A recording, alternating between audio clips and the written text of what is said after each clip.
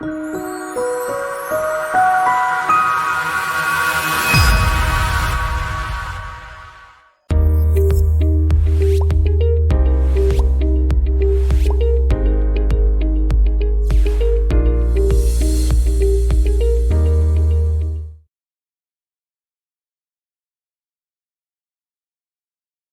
Students, मैं फिर आज आपके सामने हूँ।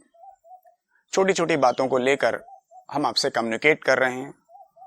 कुछ अपने अनुभव के आधार पे बताते हैं, कुछ ऐसी चीज़ें हैं जो आपकी ऐसी बातें हैं जो हमें नया नया एक्सपीरियंस देती है, तो वो भी हम आप तक लौटा देते हैं।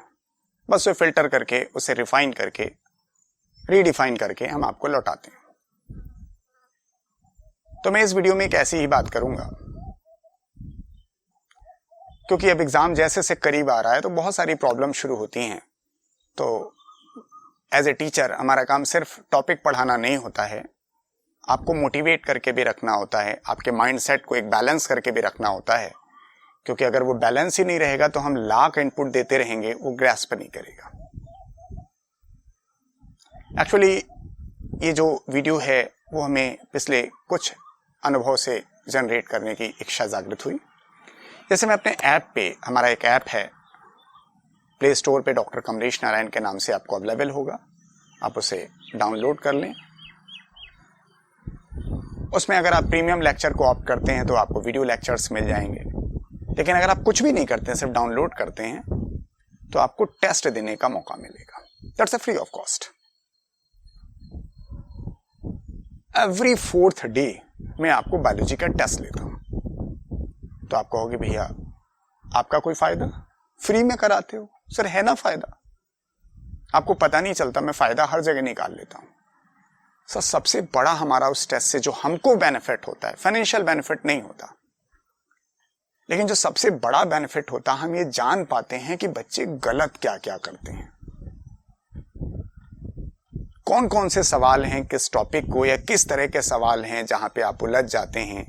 क्योंकि उस टेस्ट में मैं कई तरह के क्वेश्चन फ्रेम करता हूं, तो यही हमारा बेनिफिट है। आप वीडियो लेक्चर लेते हो, उससे फाइनेंशियल बेनिफिट मिलता है, लेकिन जो आप टेस्ट देते हो, आप तय करो आपको क्या मिलता है, लेकिन हमको तो यही मिलता है कि हम ये जान पाते हैं कि कौन सा बच्चा एक हफ्ते पहले क्या सही कर रहा था और क्या गलत कर रहा है। अब आप एनालाइज ना करते हो, लेकिन हमारे लिए तो वो एक एक्सपीरियंस है और फ्री ऑफ कॉस्ट एक्सपीरियंस है। तो मैंने उसी से कुछ एक्सपीरियंसेस प्राप्त किए हैं, तो मैं आपको लौटा रहा हूं। मैंने कहा ना, उसको फिल्टर करके आप ही को दूंगा। सर एक जो हम आपको टेस्ट देते हैं अपने ऐप पे, 90 क्वेश्चंस देते हैं बायो का, 70 मिनट अलॉट करते हैं। लेकिन कुछ गिनती के बच्चे ऐसे हैं जो 70 मिनट यूटिलाइज करते हैं। बहुत सारे बच्चे 30 मिनट में कर देते हैं, कोई 40 मिनट में कर देता है, कोई 45, कोई 50, कोई 55, कोई 60। तो ये क्या है? जब आप इतने एक्सपर्ट हो, इसका मतलब अगर आप 40-45 मिनट में 90 सवाल कर दे रहे हो, तो मैं तो ये समझूंगा भाई आपको सब आता है, तो फिर फुल मार्क्स क्यों नहीं आते? सो 300 आने में भी दिक्कत हो जाती है, क्योंकि मैं पेपर इतना इजी नहीं रखता हूं कि आप देखते जाएं, टिक करते जाएं, ये मुझे ही पता है। तो सवाल मैंने फ्रेम किया होगा तो कुछ सोच समझ के, कुछ लॉजिक के साथ फ्रेम किया होगा।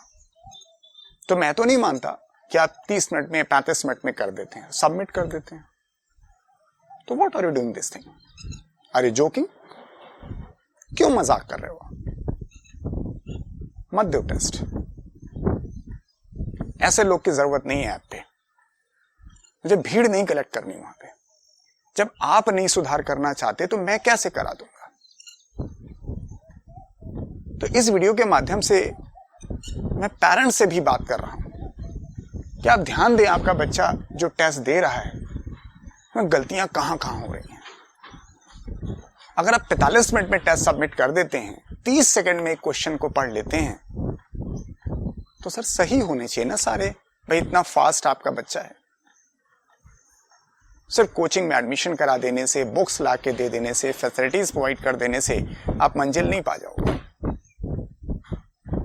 क्योंकि जो सक्सेस है it's a combined effort of student, parents, teachers and surroundings.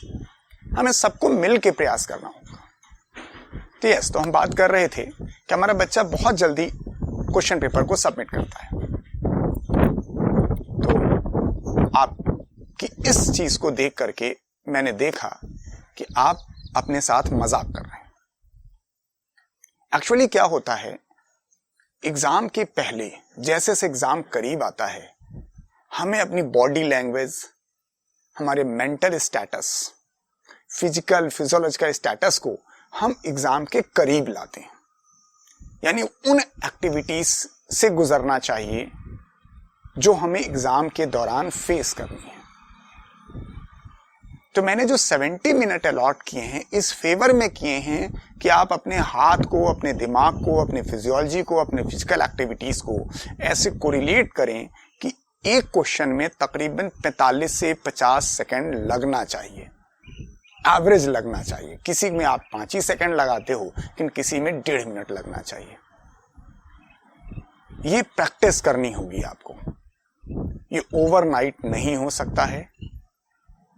यही है हमारा मास्टर प्लान, क्योंकि जैसे से हमारा एग्जाम नजदीक आएगा हम पढ़ाई कुछ नया नहीं करेंगे, हम गलतियां इंप्रूव करेंगे, गलतियों में सुधार करेंगे।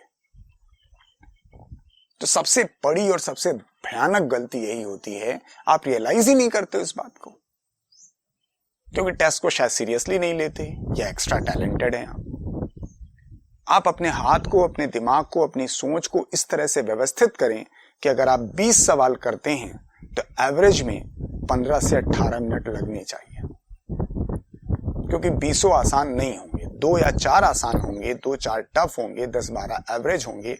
तो ओवरऑल 45 से 50 सेकंड का एवरेज आएगा। और ये प्रैक्टिस करिए। अगर आप ये प्रैक्टिस नहीं करेंगे, बहुत जल्दबाजी में रहेंगे, यही एग्जाम में भी आप करेंगे, बायो वहां पर भी आप 40 मिनट में निपटा देंगे और शायद पूरी बायो पढ़ लें 40 मिनट में, ये बड़ी बात है, पढ़ के समझ लें। इसलिए इस मास्टर प्लान वीडियो में यही हम आपसे कह रहे हैं कि अपने शरीर को व्यवस्थित करिए, दिमाग की सोच को संतुलित करिए, try to make the speed, हाथ से नहीं दिमाग से भी सोचिए भी उसी रफ्तार से, ना ज्यादा तेज ना ज्यादा धीमा, क्योंकि धीमा सोचेंगे तो भी प्रेशर टाइम का पड़ेगा और तेज सोचेंगे तो गलतियों की गुंजाइश बढ़ेगी। तो जो लोग हमारे उस ऐप पे टेस्ट दे रहे हैं या किसी अन्य जगह टेस्ट दे रहे हैं, जल्दबाजी ना दिखाएं। सर औसतन 1 मिनट एक क्वेश्चन का एग्जाम में अलॉट होता है, फिर भी मैं 10 मिनट निकाल दे रहा हूं, 15 मिनट निकाल दे रहा हूं केजिंग भरने के लिए। यानी कुल आपके पास जो आपके पास 10-15 मिनट बच रहे हैं, तो 2 घंटा 40 मिनट 45 मिनट तो मिलेगा ना। यार कौन से 180 सवाल आप करोगे, वो भी तो नहीं करोगे, 10-15 सवाल तो छोड़ोगे ही ना। तब भी आप देखें चेक करके तो 1 मिनट में एक क्वेश्चन। फिर बायो में थोड़ा कम कर रहा हूं ताकि आप फिजिक्स केमिस्ट्री को थोड़ा टाइम ज्यादा दे सकें। तो इस वीडियो में मैं आपको यही सिखा रहा हूं कि आप समय का पूरा प्रयोग करें, अपने दिमाग की सोच की रफ्तार को संतुलित रखें। अगर आप रफ्तार संतुलित नहीं रखेंगे, ओवर स्पीड या अंडर स्पीड होंगे, तो डिसबैलेंस होने की पॉसिबिलिटी बढ़ जाएगी। मैं चाहूंगा अगले वीडियो तक मैं बनाऊं, तब तक आप में से बहुत सारे बच्चे ये जो बैलेंस है बना लें, क्रिएट कर लें। मैं ऐसे कई सारे वीडियो आपको देता रहूंगा जो गलतियां आपकी दूर हो सकती हैं। वो प्रयास करेंगे शायद दूर हो जाएगी, लेकिन अगर आप प्रयास नहीं करेंगे तो नहीं दूर होगी। और यही गलतियां आपका डिप्रेशन, आपके अंदर जो मोरल डाउन होता है, वो सब इंप्रूव करेंगे। कोई जादू नहीं होने वाला है। छोटे छोटी गलतियों पे हमें इंप्रूवमेंट करना होगा, हर गलती पे सुधार करना होगा, तभी हम मंजिल पाएंगे। ओवरनाइट कोई स्टार नहीं बन जाता। स्टार बनने में कितनी रातें उसने जागी होती हैं, कितनी बार अपने आप को रीथिंक किया होता है, एनालाइज किया होता है, तब वो ये काम कर पाता है। आपको भी करना है, सोचना नहीं, करना है। आप कर सकते हैं, लेकिन ओवरनाइट नहीं होता। It's a process, it's a journey. एक बार शुरू करिए, कंप्लीट होगी। लेकिन यहीं से खड़े होकर के आप देख रहे हो कि हम वहां पहुंच जाएं अचानक, ये पॉसिबल ही नहीं है। ये सपना है और सपना ही रह जाएगा।